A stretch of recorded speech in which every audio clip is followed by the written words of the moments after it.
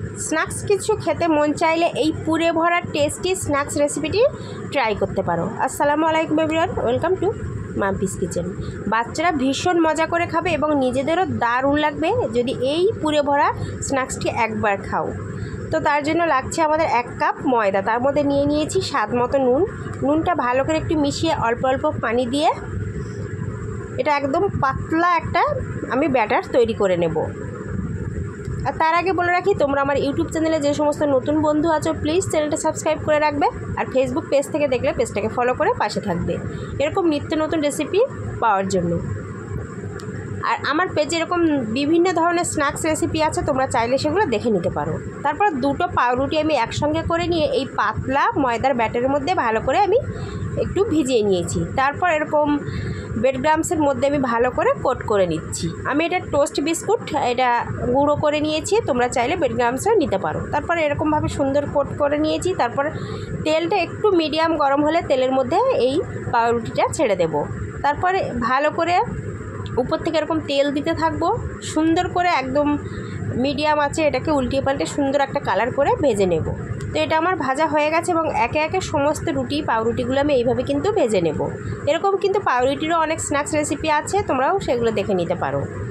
তারপর একটা পুর তৈরি করব, তার জন্য নিয়েছি পেঁয়াজ কুচি, টমেটো কুচি, আর নিয়েছি কাঁচা লঙ্কা কুচি, আর সামান্য একটু চিকেন, আর নিয়েছি ক্যাপসিকাম। এটা কিন্তু একদম কম খরচ আবার কম সময়েও বলতে পারো, ঝটপট হয়ে যায়।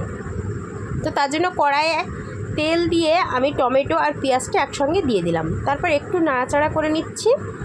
তারপর এটাকে এর মধ্যে দিয়ে দেব ওই একটা যে কাঁচা লঙ্কা কুচি সেটা দিয়ে দিলাম। ঝালটা অবশ্যই তোমরা তোমাদের পছন্দ মতো দিয়ে নেবে।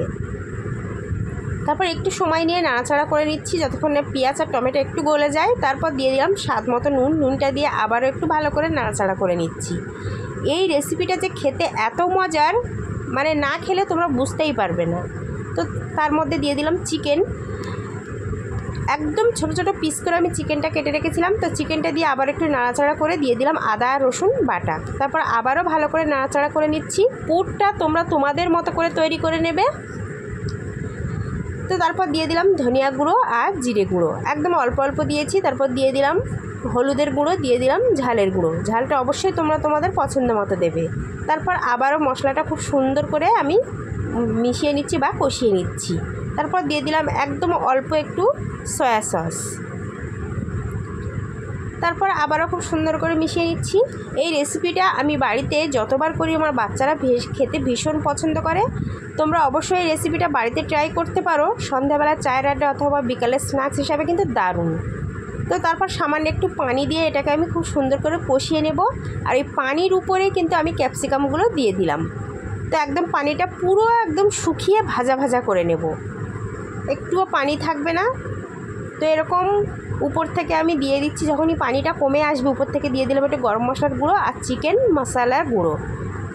চিকেন মশলা গুঁড়োটা তোমরা চাইলে দিতে পারো, না চাইলে না দিতে পারো, কোনো অসুবিধা নেই, তবে দিলে খেতে ভালো লাগে। তারপর সেটাকে নেড়েচেড়ে একদম এরকম শুকিয়ে নিয়েছি। এবার এটাকে ঠান্ডা করে নেব। আর এই যে আমি পাউরুটিগুলো ভেজে রেখেছিলাম এগুলো আমি মাঝখান থেকে এরকম কেটে নেব। মাঝখান থেকে কেটে নেওয়ার পর দেখতে পাচ্ছি একটা পকেট মতো হয়েছে, এটা কিন্তু অনেকটা বড় জায়গা। তো এর মধ্যে প্রায় 2 চামচ মতো পুর কিন্তু ভরে যাবে। তো এরকম চামচে করে আমি 2 চামচ পুর আমি এখানে দিয়ে দিলাম। আমি চিকেনের পুর দিয়েছি, তোমাদের যে চিকেনের পুর দিতে হবে এমন কোনো ব্যাপার না, তোমরা চাইলে কিন্তু ডিমের পুর, আলুর পুর, মানে যেরকম যেটা খুশি তোমরা সেটা দিতে পারো। তারপর একে একে সমস্তটা কিন্তু আমি রেডি করে নিয়েছি। আর উপর থেকে এরকম একটু টমেটো কেচাপ দিয়ে দিয়েছি দেখতে সুন্দর লাগার জন্য।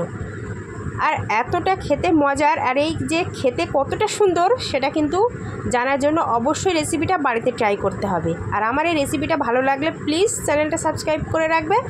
আর এরকম বিকালের সঙ্গে স্ন্যাক্স খেতে কে কে পছন্দ করো অবশ্যই কমেন্টে জানাবে। তো ভিডিওটা ভালো লাগলে কিন্তু বেশি করে শেয়ার করে দিও। তো আজকের এই পর্যন্ত, দেখা হবে আবারও হয়তো অন্য কোনো রান্নার ভিডিওতে। ততক্ষণ তোমরা সুস্থ থাকবে, ভালো থাকবে। আর ভিডিওর প্রথম থেকে শেষ পর্যন্ত আমার পাশেই থাকার জন্য তোমাদেরকে জানাই অসংখ্য ধন্যবাদ। তো রেসিপিটা ঝটপট যাও ট্রাই করো আর আমাকে কমেন্টে জানাও কেমন লাগলো। আল্লাহ হাফেজ।